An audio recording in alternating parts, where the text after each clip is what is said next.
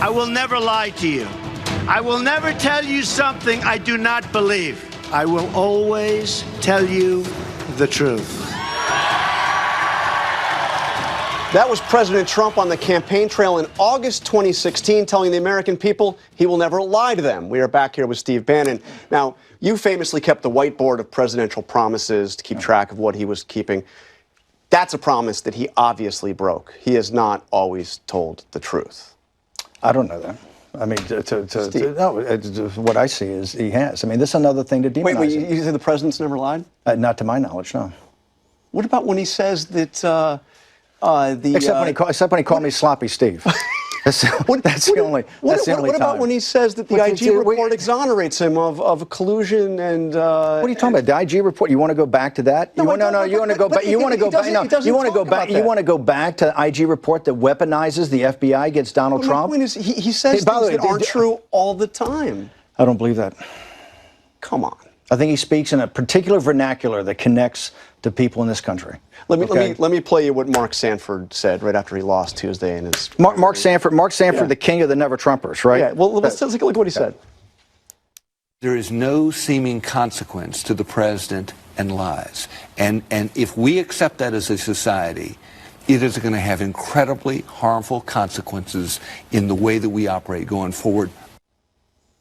Look, this is the problem you got. You have a Republican Party establishment, okay, that hates the fact that if you look at the total 2016 primaries of all the anti-establishment candidates, you had basically 84% voted for the anti-establishment, 16% voted for the establishment.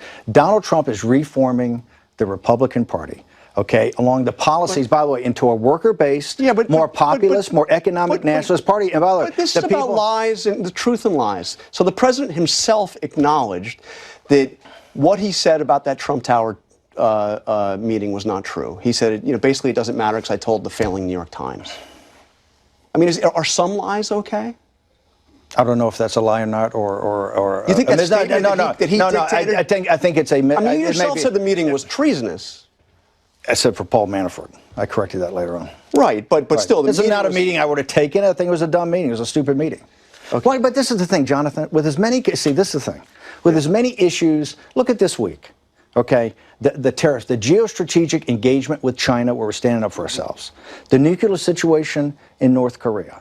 Okay, the crisis on the southern border. But credibility hold on. Doesn't it? The credibility, look at the institution of the FBI. You know what ought to happen right now? We ought to have another church commission like they had in the 70s. By the way, I'm a right-winger, and I'm saying we should have a church commission. We ought to have a bipartisan commission in the Senate. Go after the intel community. And the FBI. By the way, you have to, not to go after them, but right now you need the dry rot in our institutions. Why do people point at Donald Trump for some of the stuff he says? When we have the institutions in this city, are rotted at the core, and we know it. That IG report, which is just a sliver. Remember on the thing on the IG and about this thing right here? That was their government phones. We haven't even gotten to their personal communications. You want to talk about Michael Cohen? Michael Cohen, they took 16 of his BlackBerries, his computers, his kids' computers, okay? In the IG report, they just went to the government phones. You wait to the special prosecutor that will be designated. You wait till they get to the thing. You want to see the dry rot? Let me nail down. No, don't go after the splinter in somebody's eye when you're missing the plank, okay?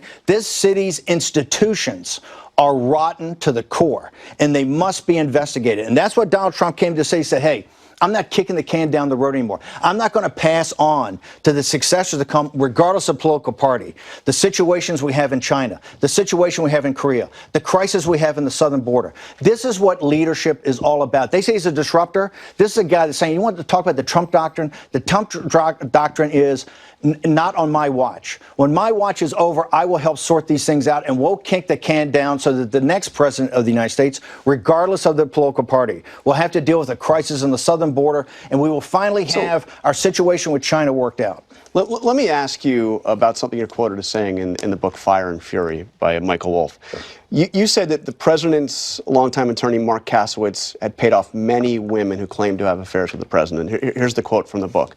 Kasowitz has gotten him out of all kinds of jams. Kasowitz on the campaign, what did we have, 100 women? Kasowitz took care of all of them. Were there First, I haven't read the book, although the book was designated. Kellyanne Conway and Hope Hicks walked that book through, and everybody was interviewed, was burned by then.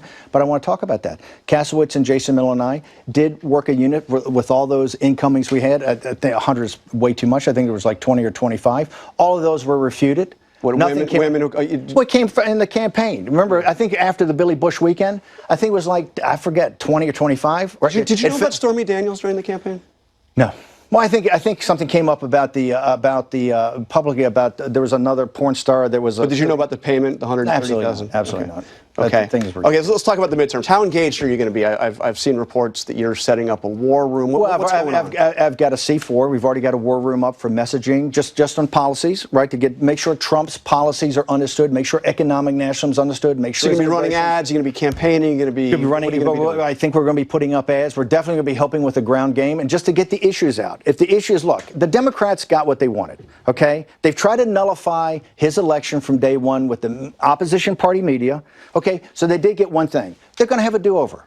This is Trump's first re-elect. It's going to be this November. So Trump's on the ballot. Absolutely, he's on the ballot. He's on the ballot nationwide. Because there are some Republicans that are acting like he's not on the ballot. Because the Republicans, by the way, the Republican establishment has spent all this money trying to get people to love the tax cut. And you saw what Charlie Cook went out there to the Republican House guys and said, hey guys, if you run on that, you're going to lose 40 seats. You put Trump on the ballot. It's very simple. November 6th. Up or down vote. It's a national election, up or down vote in the impeachment of Donald Trump. I tell you why. You get to then look at Trump's economic policies, the growth of the economy. You get to look at what he's doing in national security. You get to look at what he's doing in immigration. So is Bob Corker right then that the Republican Party has become the cult of Donald Trump? It's not a cult of Donald Trump. You're saying basically swear allegiance to Trump. No, it's absolutely not a cult of Donald Trump. What Trump has done extraordinarily in this country is stepped in here and said, hey, guess what?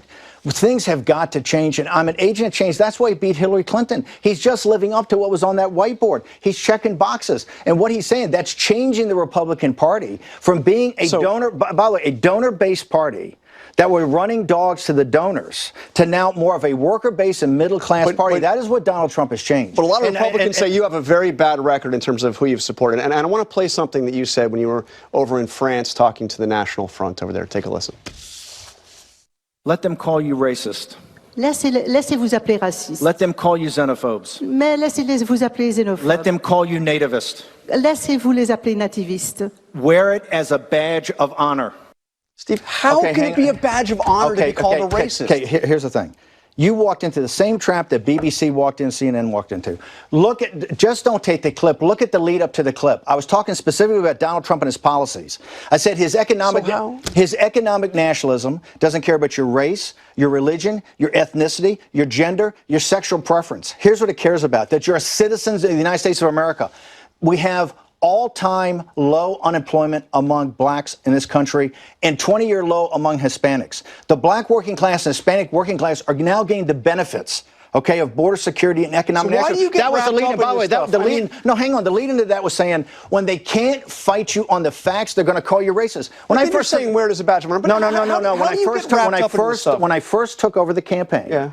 They said, oh, Trump's going to lose by 20 points. He brought this mad bomber in. He's just going to destroy his enemies on the way down. Hillary Clinton comes off the beach, off the Hamptons, and she gives her identity politics. White nationalism, white racism. And I said at the time, sitting in the war room with the guys, I said, hey, if she runs on that and we continue to press economic nationalism and jobs, okay, and bringing jobs back from China, we're going to run the tables on it, and we did. And that's, by the way, the lead up to that. That's, but by the way, the mainstream media, what BBC did and what you just did, you want to take the last 2 seconds. You don't take the lead up. Well, it's more than 2 seconds, and it's what you said. Martin Luther King, I want to realize, he would be proud of what Donald Trump has done for black and Hispanic working class, okay, I think there are a lot of civil rights leaders that would adamantly disagree with you on that. But let me, we're almost out of time. I want to ask you. Yes, sir. The president, of course, you alluded to it, called you Sloppy Steve. He said that when you got fired, you not only lost your job, you lost your mind. Right. Have you patched things up with the president? When was the last time you spoke to him? By the way, before I stepped in as CEO of the campaign, I probably talked to Donald Trump 10 times in my entire life.